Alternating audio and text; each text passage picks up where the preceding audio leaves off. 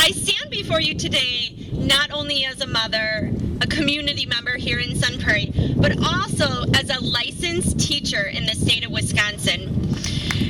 I've had the privilege of educating high school students for 15 years. It isn't that I know Shakespeare, or I can annotate a poem by Emily Dickinson, or teach literary devices in a Hemingway novel.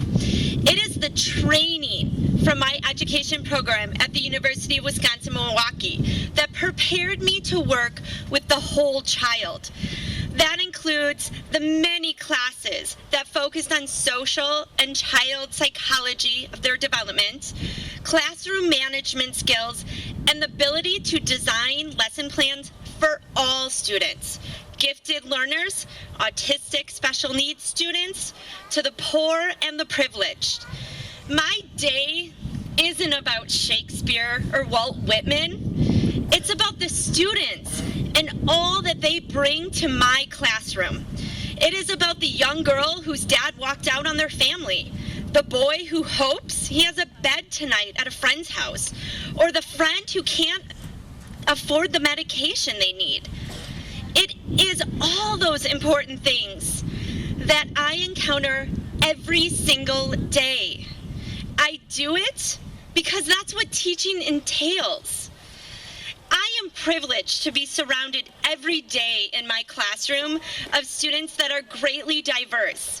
I have students that come hungry and sadly broken, but I have students that are privileged with amazing opportunities. This is what makes our American public education system so wonderful. We learn from each other. We educate all children. All children educate each other. We learn compassion. We learn acceptance. We learn to be a community. Our public schools are what makes this country great. Two of our founding fathers, John Adams and Thomas Jefferson, knew that public education was the heart of democracy.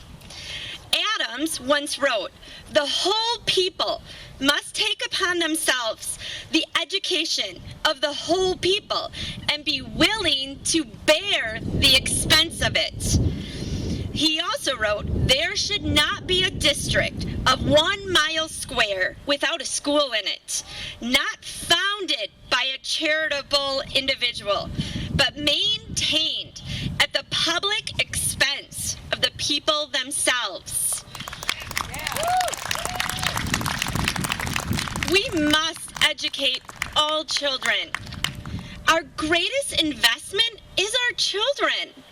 Can you show me a parent who wants less for their child? In my years in public education, I have spoken to tired parents that only want their child to succeed.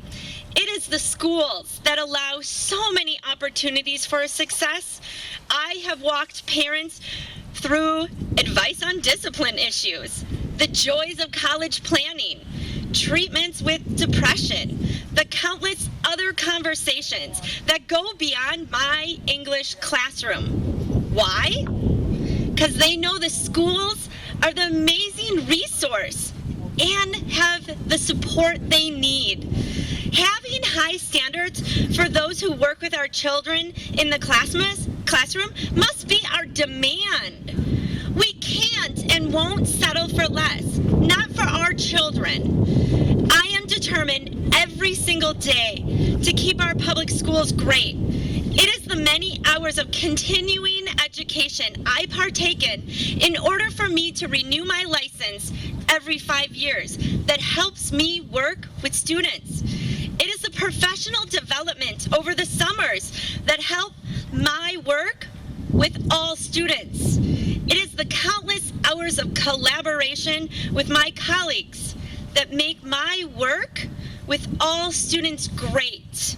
If we allow less than licensed teachers to do work with our most valuable asset, then we failed our children.